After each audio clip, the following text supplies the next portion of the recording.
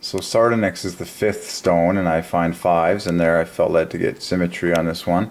This is very glaring to me. Okay, remember this is the fifth stone in the New Jerusalem, and the Greek divides by five.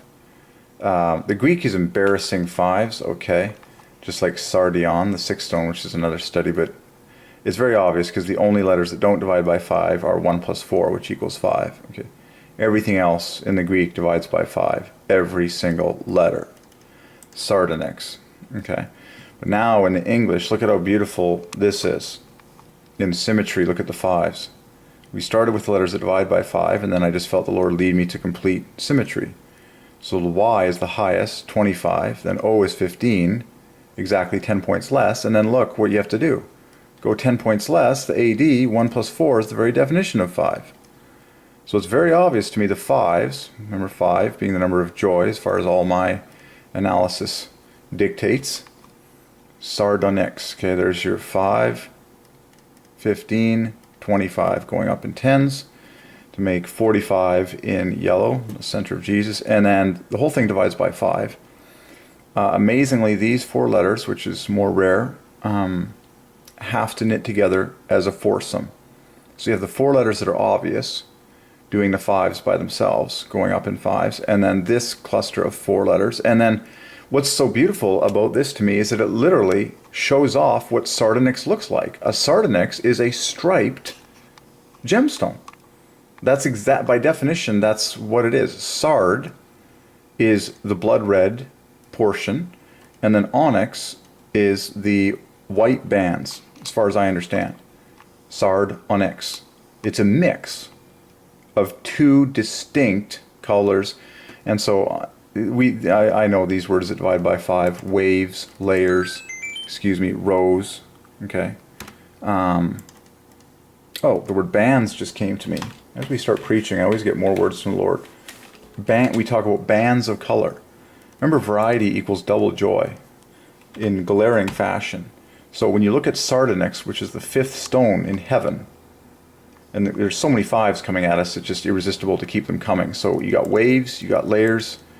Waves equals 70, layers equals 80, rows equals 75, bands equals 40.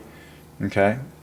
It's almost shocking to me that the fifth stone is this wavy thing. Like it's not pure. It's like this combination.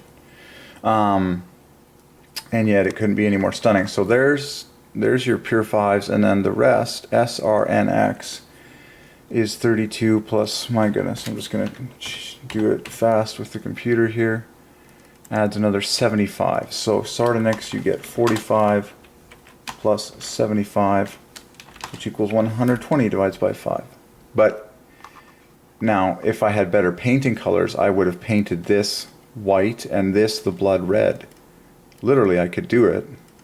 I mean, this is the options presented to me in Word, but you get the idea. Like, these could be white, and then these guys are red, and there you actually have a Trinity glorifying experience. You actually have, okay, the colors, the striping in sardonyx for the number 5, which is the number of joy, and this is the fifth stone in the heavenly city. So you have the striping, okay, sardonyx, the striping of two teams staring you in the face in symmetry with the fives, the number of joy, and sardonyx. Okay, the fifth stone. And the reason, and there's just so many fives in this story, it's irresistible to just state the obvious. And you practically spell joy when you look at these. You have the OY, and then this AD is 5, which is 5 points less than J. The joy in a sardonyx stone. But this is a stone, the fifth stone no less, in the foundation of the heavenly city. So that's why we're spending so much time on this, squeezing the fives out of it. As we spend more time, God gives us more insight. Things add up. It makes sense. There's your striping of two different teams, just like the striping of the stone. Pretty cool, pretty awesome. Makes sense to me. Cool. Okay, now, again, you can do that striping in the Greek letters because it's plain and simple. The A and the D are spaced apart. That's literally the word sard. And there's the word onyx. It's a very easy one because it's 8 letters, just like the English. But there you go. The A and the D is 5. And then, okay, we could just keep doing what we did in English. You could stripe it perfectly if you wanted, because everything else divides by 5. But why not mimic what God did in the English, in the Greek? And so what is this all going to come to? 5 plus 70, so there's 75 plus 400. So now the two teams in Greek, if we go that route, are going to be 475 plus whatever's left over, 300, 350 plus 60, 410. Reasonably even teams of 5s. And sardonyx in the Greek and in the English. Okay. If you went hopscotch, 50, that would be exceptional. What's interesting, if you went perfect hopscotch in the Greek, you get all the low value letters basically hooking up, and then all the high value letters are left over. And that's actually flawless. All the low value letters add to only 115, and then left over is 300, 370 plus 400, 770. So it's pretty glaring, the 5s. And it's so in summary, it's glaring the 5s, and it's glaring the striping. You know, the striping of these numbers, okay, per team.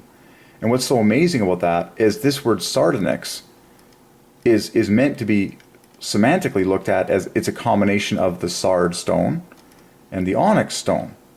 But in the sovereignty of God, when you put sardonyx together, it's the interleaving, like a sewing machine. It's the striping through the whole thing, because God knowing the end from the beginning.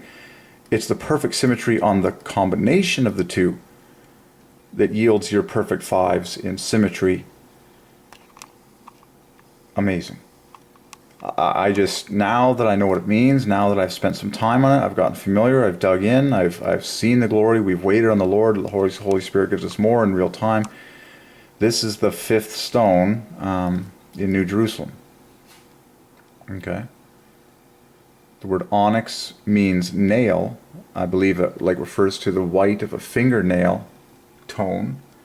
And then sard comes from the city of Sardis. And you can dig up God's wisdom on that.